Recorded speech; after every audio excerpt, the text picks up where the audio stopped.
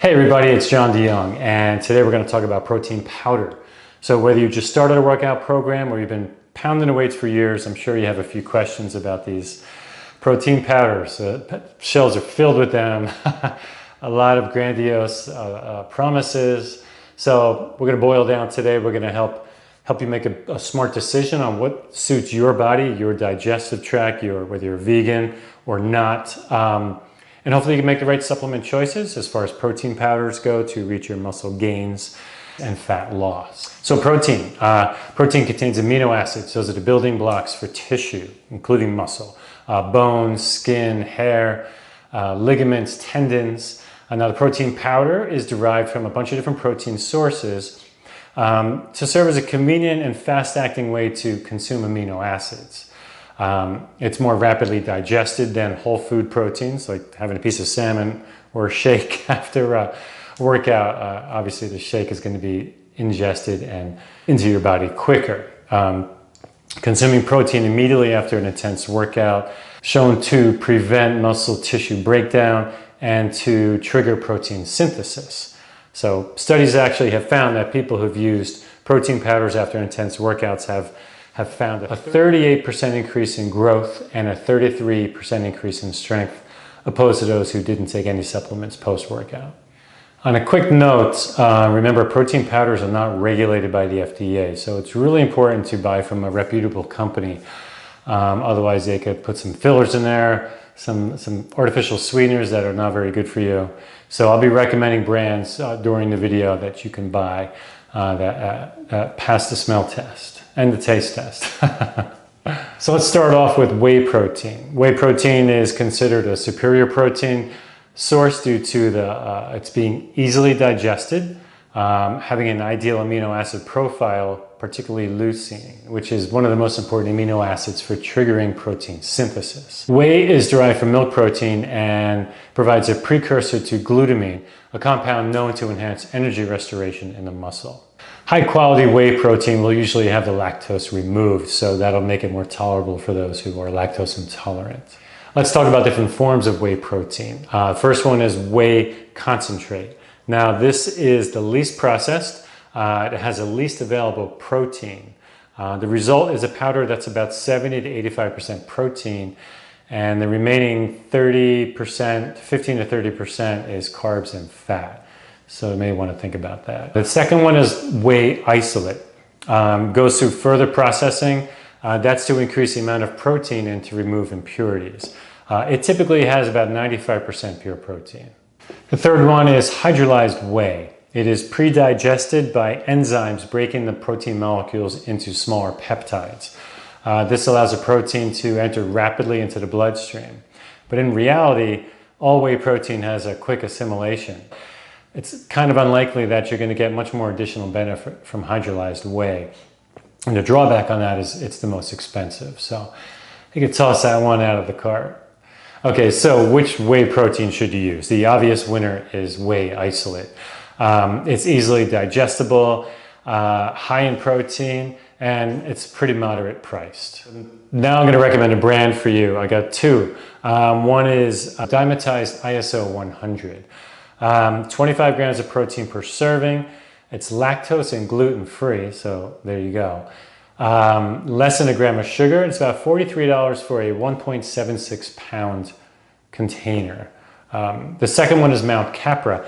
It's a clean whey protein. It's grass-fed. It's a family farm, super digestible. It is made from goat milk. It's gluten-free, has no GMOs. Again, it has high levels of BCAAs, the branched chain amino acids. 24 grams of protein per serving.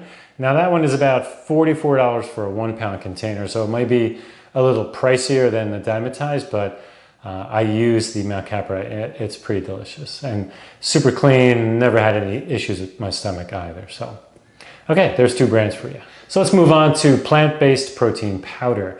We're going to start off with one of the best ones out there. It's Pea Protein. It's made from organic yellow peas. It's great for people who can't tolerate whey protein or who have a vegan diet. It's particularly high in the branched chain amino acids, especially leucine. as we spoke about leucine before, being very essential in protein synthesis. And it's also high in antioxidants. Pea protein also lowers blood pressure, and it's also known to reduce sensations of hunger. So that's really beneficial for countering inflammation, especially in the GI tract. I recommend a brand called Naked Pea, PEA. I use it, it's delicious. It has 27 grams of protein per serving. It only has 3 ingredients if you get the chocolate one, which would be yellow peas, raw organic cacao, and organic coconut sugar. If you get the unflavored, it has literally 1 ingredient, organic yellow peas. So we're looking at 5 grams of sugar for the chocolate. I think it's around 2 grams for unflavored. And it's $57 for a 5-pound tub, which is super economical. Okay, so second is soy protein. It's another plant-based protein. Obviously, it comes with a lot of issues. I think about it's one of the most popular GMO crops in the United States. 94% of soy comes from GMO seeds. It also contains phytoestrogens, which may bind with hormone receptors, altering levels of testosterone and estrogen. So probably a good idea to stop right there. I can't imagine recommending any soy protein powders with all the other better options you have out there for plant-based protein powders. So let's move on. Now, hemp protein tastes delicious. I even use hemp seeds on my yogurt. It's a moderate source of protein.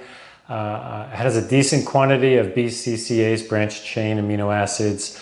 Its antioxidants and bioactive compounds are great for battling inflammation, and it helps lower blood pressure too. Now, rice protein has a decent amount of protein, 12 grams per serving. If you mix hemp and rice and maybe pea protein, then you got something going on there. So another brand I recommend is True Nutrition. Now that makes a non-GMO plant-based vegan protein powder that uses pea protein isolate, hemp, and rice protein. It's about $53 for 5 pounds, so that's pretty economical. 23 grams of protein per serving. You can even design your own protein on their website, which is super cool. Different things you can combine at different, maybe you prefer the taste of hemp over pea. So get on that website, check it out. You can make your own powder and be on your way. And lastly, we have an egg protein. Egg protein powder. Now, egg protein is an excellent protein, but one of the most expensive too. So you may want to think about that. Compared to whole eggs, it's just not worth the money when you consider that the protein supplied in egg whites is more easily digested and slightly higher quality. So you may want to kick that to the curb. Okay, so now moving on, we're going to talk about how much protein powder should you take. Most research says 20 to 25 grams. Some would benefit from a higher dose though. Young men with extensive training experience, they got a greater increase in protein synthesis in response to 40 grams of whey protein compared to 20 grams of whey protein. Also, individuals over 50, that would be me, who have a lower muscle building response to exercise and protein consumption, can also benefit from a protein supplement in the 40-gram range. Just as important as your post-workout protein is your overall protein goal. A minimum dose of 1.6 grams per kilogram of body weight. So that's about 0.73 grams per pound of body weight. I weigh 180, so for me, that's about 33 grams each meal, 4 meals a day, so that's about 135 grams a day of protein. Another issue is what to mix with your protein powder. I think water is the best, rather than adding milk or juice, which is just going to add calories and kind of discourage you from your fat loss goals. And yes, there is a myth out there that it's necessary to add carbs to your protein in order to spike your insulin, but that's nonsense because the branched chain amino acids in protein powder trigger a large response of insulin.